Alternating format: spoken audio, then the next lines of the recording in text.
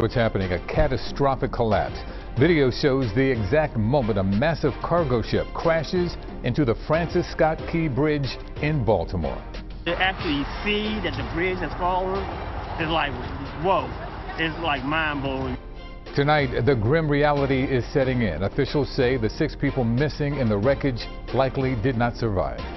Even though we've transitioned from a search and rescue to now a recovery mission, we will use every asset to make sure they find a sense of closure.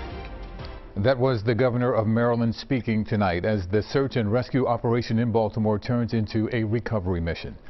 I'm Yuki Washington. Jessica is off tonight. The large container ship called the Dolly left Baltimore early this morning and was headed to Sri Lanka when the vessel lost power. It slammed into the bridge about 45 minutes after leaving the dock. This is a live look at the wreckage tonight. 8 construction workers were on that bridge when it came crashing down. 2 survived. Tomorrow at 6 a.m. divers will return to the site to continue searching for the other 6 workers.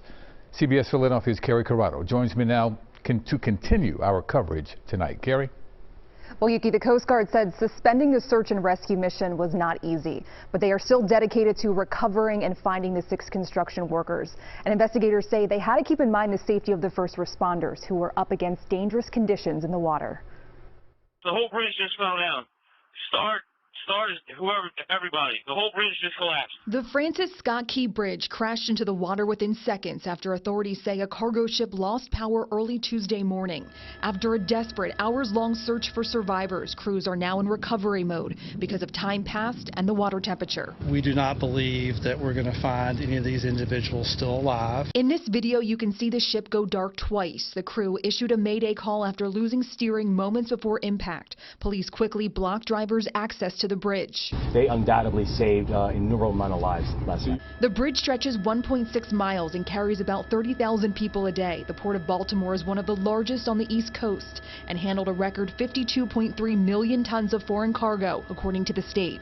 There is no question that this will be a major and protracted impact to supply chains. Video shows the span in pieces and partially submerged in the water. The ship is nearly 1,000 feet long and had parts of the bridge resting on it.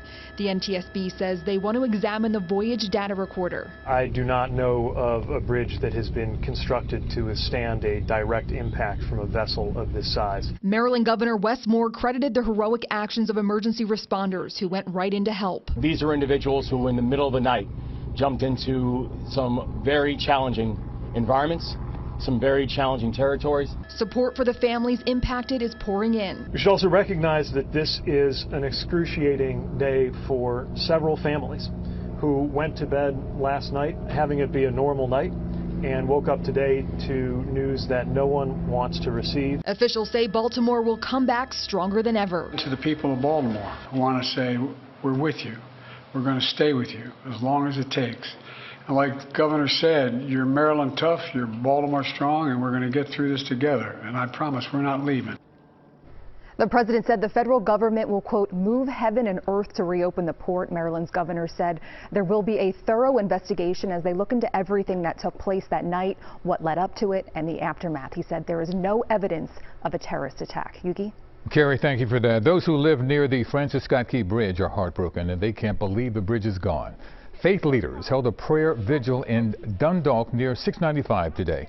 The bridge was a point of pride for the communities that depended on it. They've traveled over it many times and never seen anything like this happen in their backyard. John Flansburgh says he heard and felt the moment of the collision. Come out every morning and I used to fish off of that pier right there.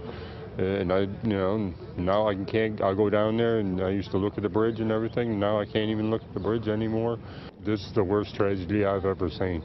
And you think about the fact that you or one of your loved ones could have been on that bridge at the time. And then you think about the people that their loved ones was on there, and did they survive? Flansburgh and many others are hoping something positive will come out of this tragedy.